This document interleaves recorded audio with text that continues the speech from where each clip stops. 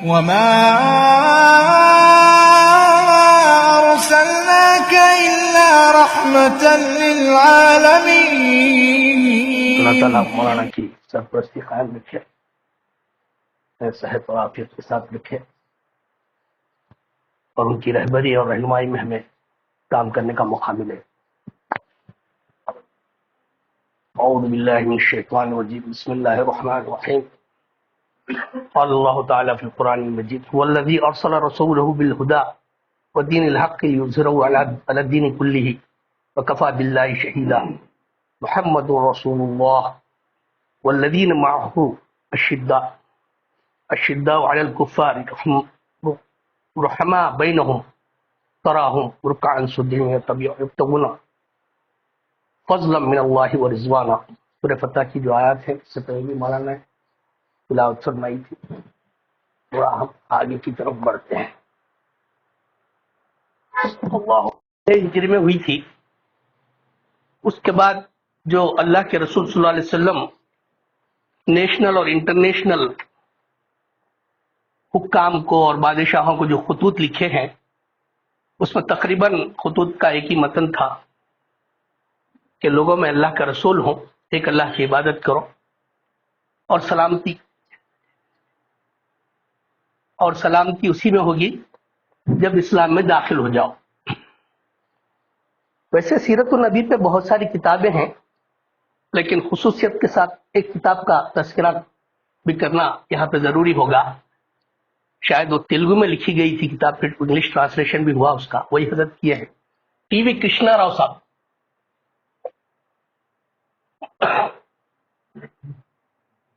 بہت سے لوگ پڑھے ہوں گے، چھوٹی سی کتاب ہے سیرت پہ. جی کرناٹک کے ہوں گے، انگلش میں دیکھا میں شری کرشنا راؤ صاحب کی.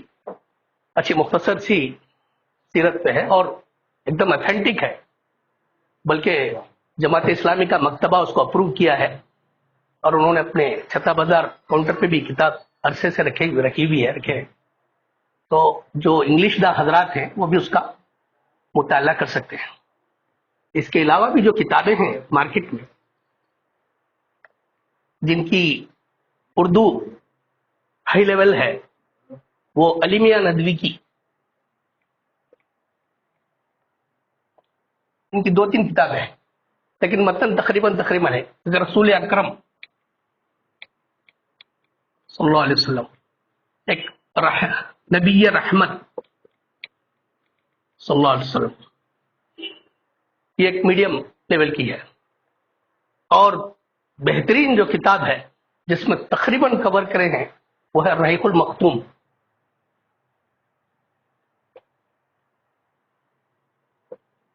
تسلسل کو برقرار رکھیں، ایک دم ڈرامیٹک انداز، اور کوئی چیز کو چھوڑے نہیں، پورے ڈیٹیلز لے لیے، مگر بہت صبر سے پڑھنا پڑتا ہے. ایک تو زخیم ہے، لینگویج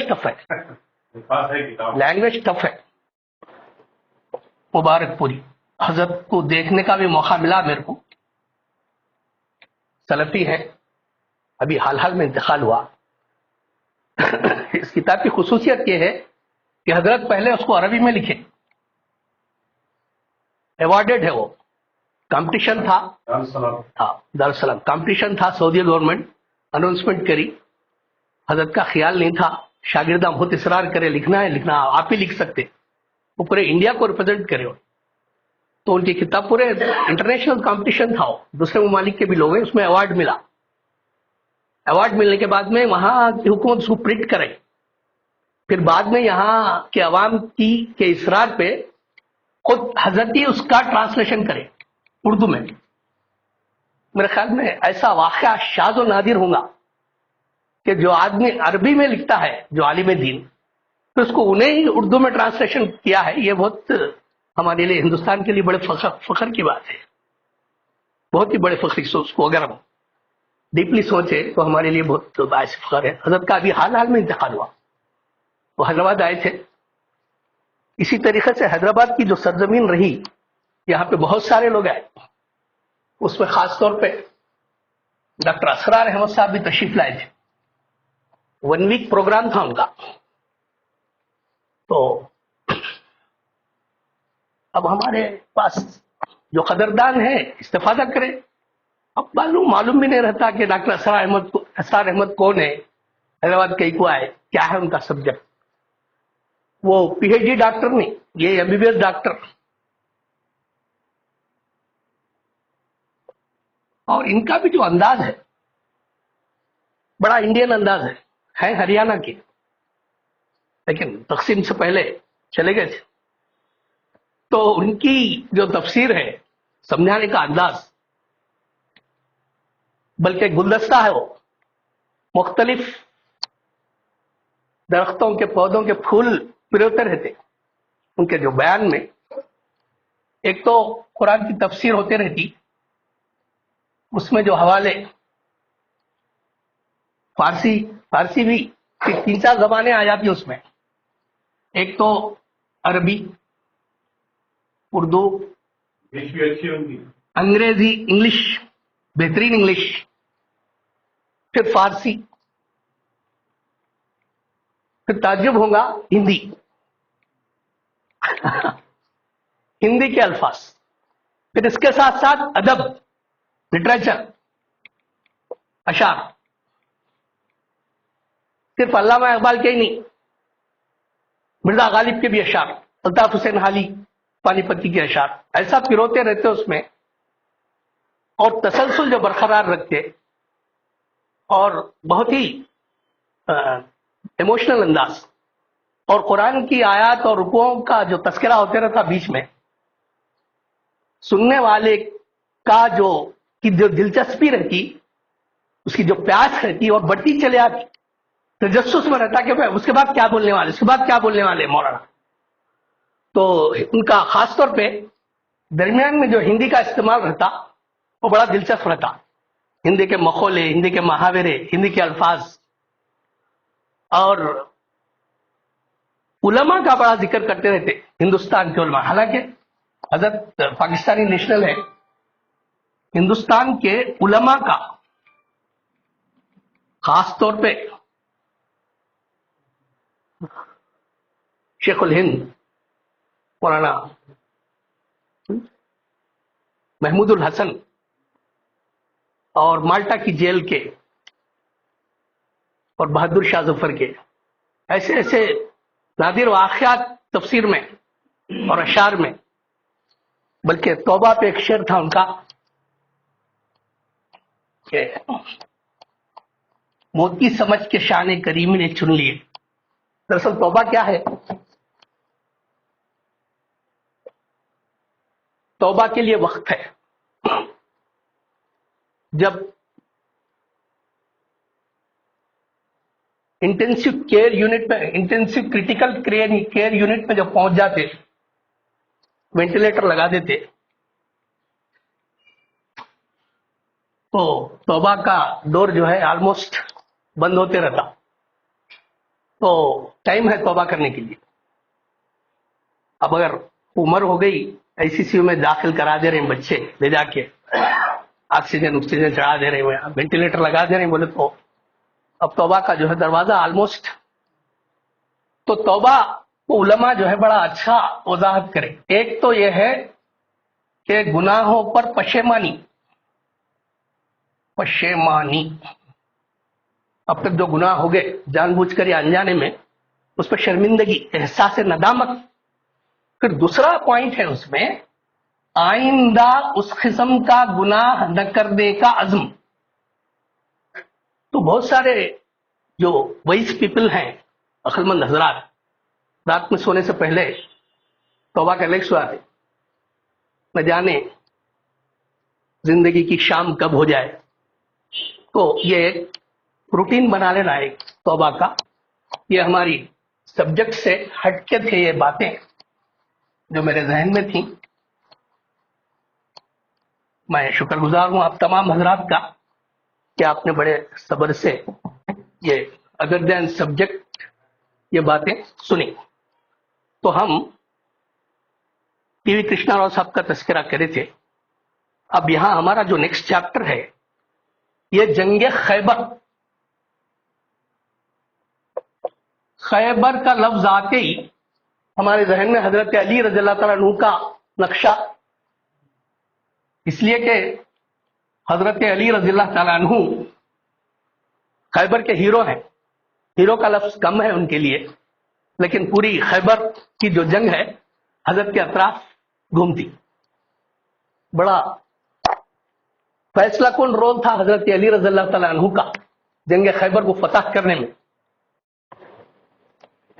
اصل یہ لڑائی اس لیے یہ کہاں ہوئی ہے، ایک تھوڑا فرق یہ ہے، بعض اوقات ہم کلومیٹر بول رہے ہیں، بعض اوقات میل بول رہے ہیں. کلومیٹر اور میل میں فرق ہے، بلکہ 1 کلومیٹر از اکول ٹو 0.6 میل. تو ایک 100 میلز نارتھ میں یہ اس کا جو سعودی عرب کا جو نقشہ ہے، یہ ہے مکہ مدینہ، مدینہ منورہ سے نارتھ کی طرف جارڈن کی طرف 100 میلز پہ خیبر.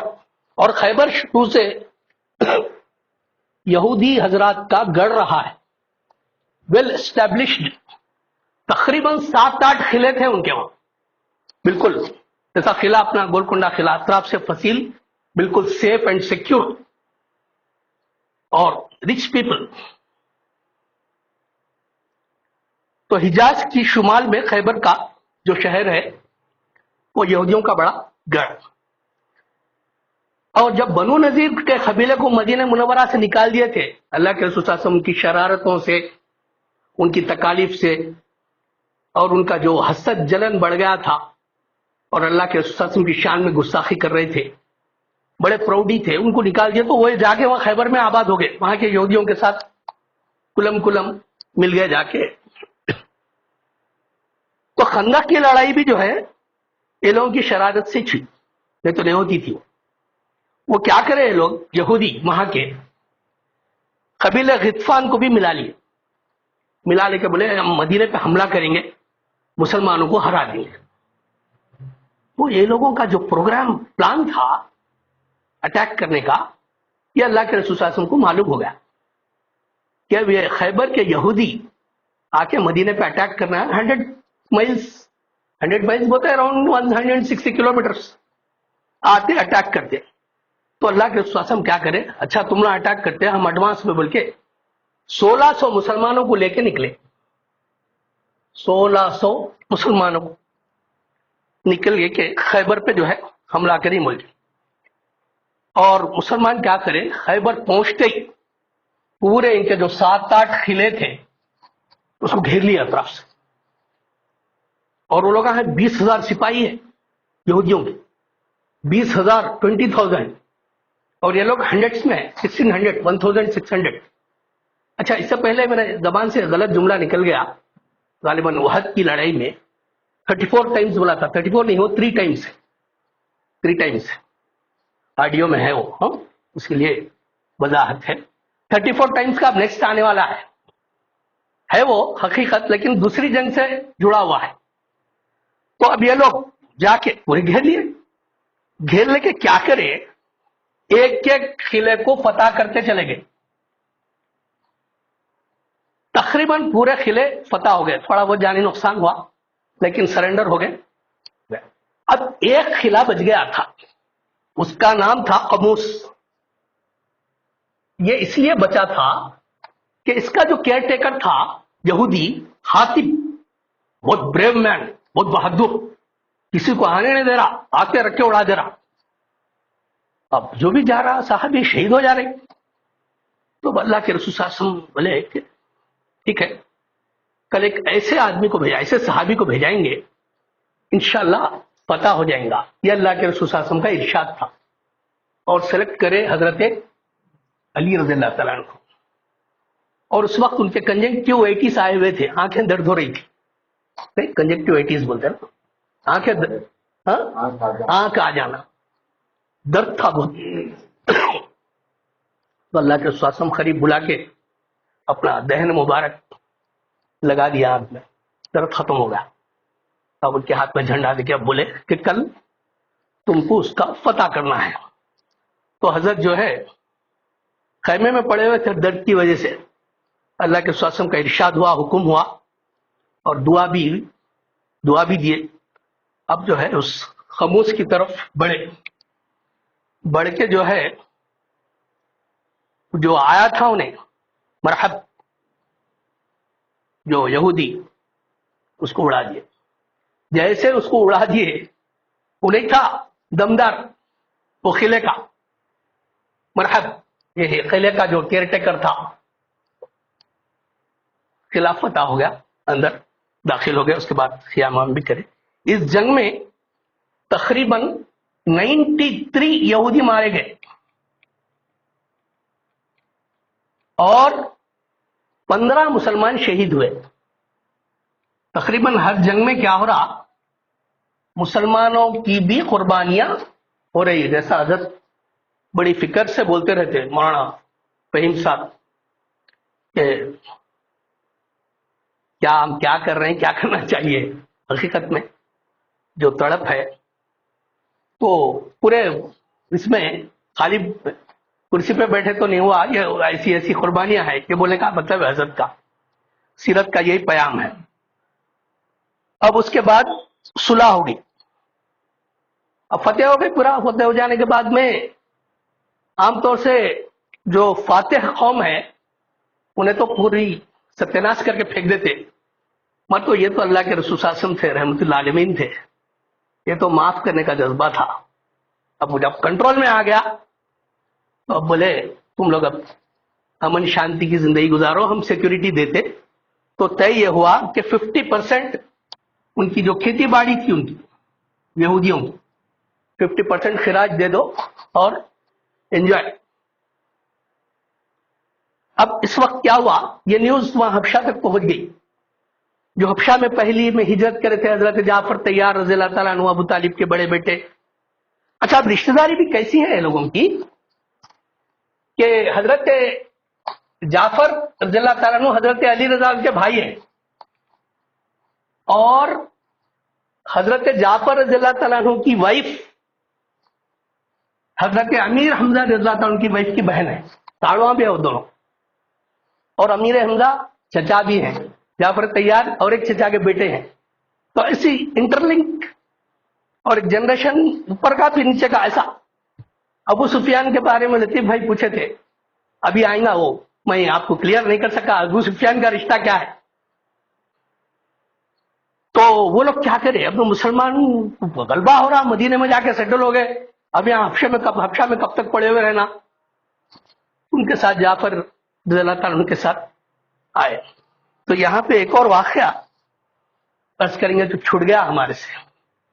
وہ یہ کہ جس وقت جنگ احد میں حضرت حمزہ رضی اللہ تعالیٰ عنہ کی شہادت ہوئی تو کی بہن آئی تھی اللہ کے سوا کی پھوپھو صفیہ. ان کو معلوم ہو گیا کہ بھائی کی شہادت ہو گئی. تو وہ آ رہی تھی تو اللہ کے سوا بولے کہ وہ کون ہے کون آ رہی. تو حضرت صفیہ ہے پھوپھو. ان کو روکو. وہ امیر حمزہ کا غم برداشت نہیں کر سکیں گے ان کی ناش کو دیکھنے کے بعد میں. اس لیے کہ وہ ناک کان وہ کاٹ دیے تھے نا ہندا.